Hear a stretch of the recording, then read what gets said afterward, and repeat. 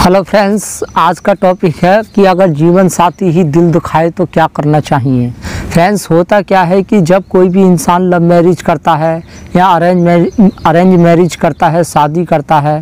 और हद से ज़्यादा अपने लाइफ पार्टनर को हद से ज़्यादा प्रेम करता है, अपने जीवन साथी से बहुत ही ज़्यादा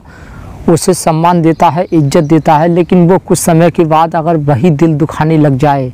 तो ये बहुत बड़ी प्रॉब्लम खड़ी हो जाती है। तो फ्रेंड्स, सबसे पहले सवाल हमारे मन में ये उठता है कि जीवन साथी शादी से पहले तो उसने दिल नहीं दुखाया, अब वो दिल दुखा रहा है, ऐसा हमारे साथ क्यों हो रहा है। तो फ्रेंड्स, इसका मतलब ये होता है कि जो शादी से पहले जो हमारा आकर्षण होता है वो कम नहीं होता है, हद से ज़्यादा आकर्षण बढ़ता है, जिसके कारण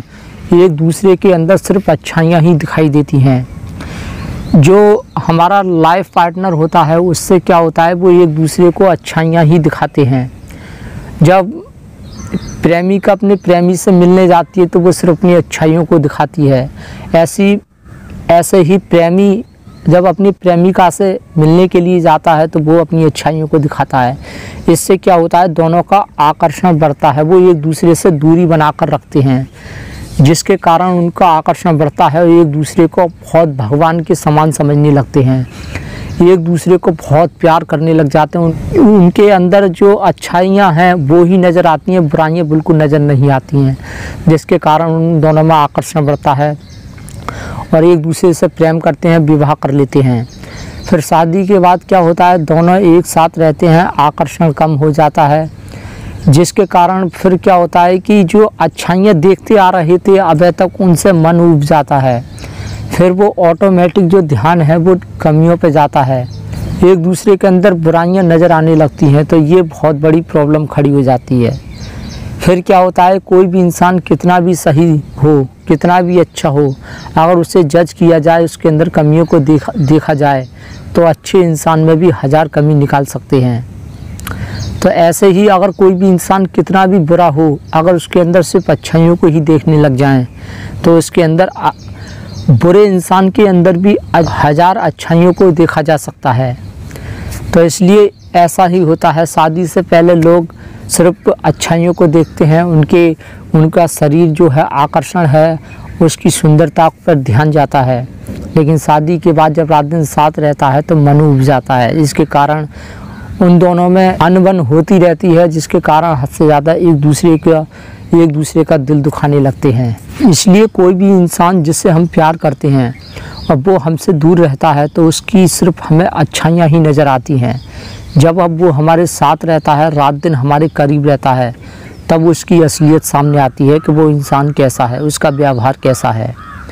तो ऐसा ही जीवन साथी के साथ होता है, जब वो रात दिन साथ रहता है तब उसकी कमियां नज़र आती हैं, अच्छाइयाँ और बुराइयाँ सब नज़र आती हैं। तो फ्रेंड्स, अब बात आती है तो क्या करना चाहिए। तो फ्रेंड्स, ऐसा है, जब हम अपने जीवन साथी के अंदर अच्छाइयाँ भी हैं, कमियाँ भी हैं, जब हम अच्छाइयों को देखकर चुप पड़ जाते हैं, सिर्फ उसकी कमियों को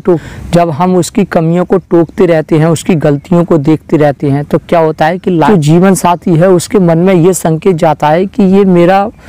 पार्टनर है, ये मेरी हद से ज़्यादा गलतियों को देख रहा है, इसका मतलब ये है कि ये मुझसे प्यार नहीं कर रहा है,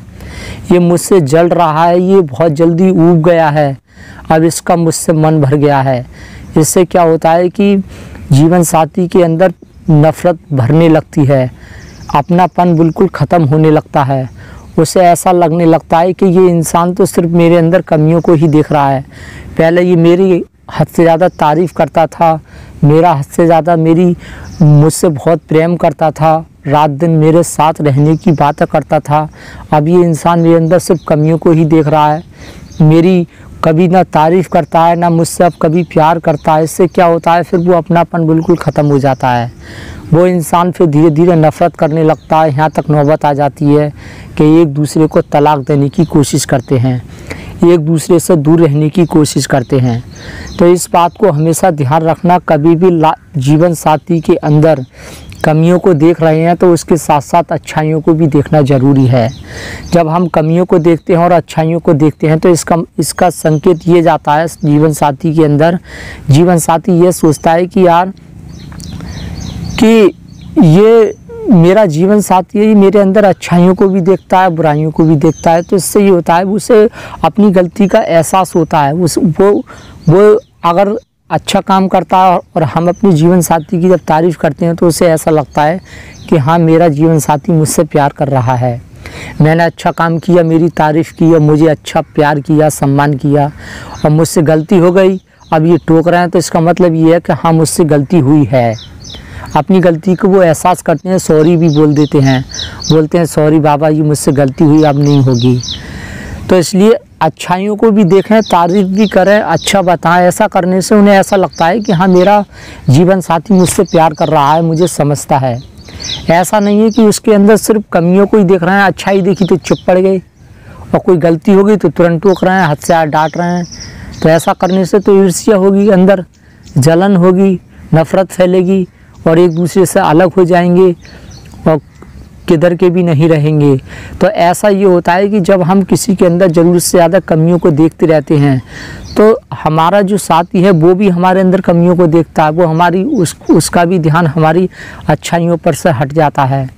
तो इसलिए दोनों चीज़ देखना बहुत ज़रूरी है। मैं ये नहीं कह रहा हूँ कि गलतियों को मत देखो, टोको मत, सिर्फ अच्छाइयों को ही देखते रहो, ऐसा नहीं करना चाहिए।